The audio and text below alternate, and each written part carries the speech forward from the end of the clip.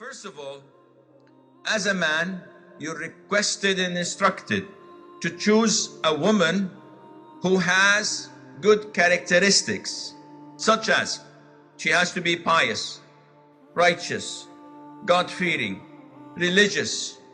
And this is the most important characteristic in your future wife. Whether she's beautiful, wealthy, or coming from a good family, this is beside the point. The most important thing is that she is practicing.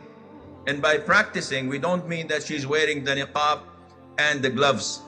A lot of the Muslims think that this is to practice Islam. And so many who wear the niqab and wear the gloves do not pray on time, do not observe their fast.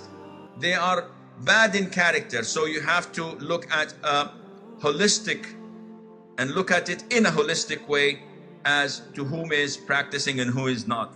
She has to have her modesty and chastity, because the Prophet told us ﷺ that among the women of hell are those who do not.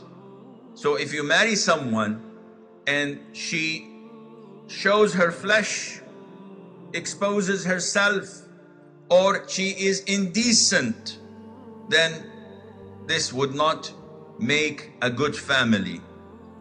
She has to be satisfied with whatever Allah gives her. And most of the men here are saying, well, we got that wrong for sure.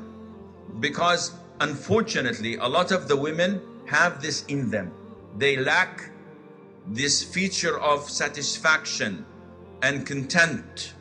And this is why in the authentic hadith, when Ibrahim, peace be upon him, came to visit his son Ismail, peace be upon him, and he was married and he did not see him since he was like 14, 15 years old. He did not find him and he found his wife. So he asked her, how is life? And she said, life is horrible, food is scarce, we don't have water, my husband is out all the time. So he told her, when your husband comes, give him my regards and tell him your father says, change your doorstep. So when Ismail came and she told him, and he told her that this was my father and he's telling me to divorce you, go to your family.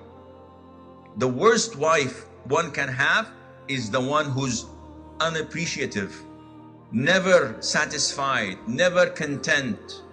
And then when he married again and Ibrahim visited him years later, the second wife did not complain. On the contrary, complimented everything she had. And Ibrahim said, give him my regards and tell him to preserve and to keep his doorsteps. And when he came back, Ismail, and she told him, he told her, this was my father. The Prophet ﷺ says that among the characteristics is that she is obedient. Among the blessings of Allah upon an individual is that he's blessed with a woman who would obey him if he orders her.